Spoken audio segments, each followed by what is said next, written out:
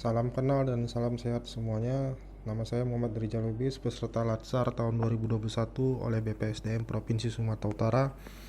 Di dalam video ini saya akan menampilkan mind map tema akuntabilitas dan nasionalisme. Nah, secara definisi akuntabilitas ini kita pahamin sebagai sebuah kewajiban individu, kelompok, atau institusi untuk memenuhi tanggung jawab yang telah menjadi amanahnya. Amanah seorang PNS itu apa? Yaitu menjamin terwujudnya nilai-nilai publik. Nah, kita bagi menjadi 4 subtema akuntabilitas ini. Pertama itu konsep akuntabilitas, yang kedua mekanisme akuntabilitas, yang ketiga akuntabilitas dalam konteks, dan terakhir bagaimana menjadi PNS yang akuntabel. Nah, konsep akuntabilitas tadi sudah saya jelaskan bagaimana definisinya sampai ke tingkatan dalam akuntabilitas. Nah, tingkatan akuntabilitas ini memiliki tingkatan mulai dari personal sampai yang namanya stakeholder. Nah, itu pasti mempunyai perbedaan tujuan yang akan dicapai atau pada tempatnya posisi yang akan ditempatkan gitu. Nah, yang kedua itu mekanisme akuntabilitas. Mekanisme akuntabilitas artinya yaitu pasti memiliki ciri khas yang namanya mekanisme di setiap organisasi.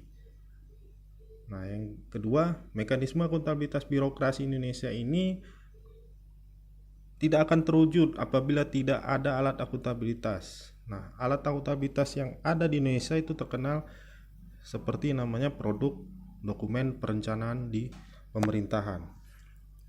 Selanjutnya ada 5 langkah dalam framework akuntabilitas, bisa dilihat dalam slide. Nah, subtema berikutnya akuntabilitas dalam konteks. Nah, kita bicara akuntabilitas dalam konteks ini pasti akan mewujudkan transparansi dalam akses informasi, praktek kecurangan, penggunaan sumber daya milik negara, penyimpangan dan penggunaan data informasi pemerintah, konflik. Tema berikutnya PNS akuntabel. PNS yang akuntabel adalah PNS yang mampu mengambil pilihan yang tepat ketika terjadi konflik kepentingan, tidak terlibat dalam politik praktis, melayani warga secara adil dan konsisten. Nah, kali ini kita masuk ke dalam mind map nasionalisme. Nah, bicara nasionalisme pasti erat kaitannya dengan Pancasila.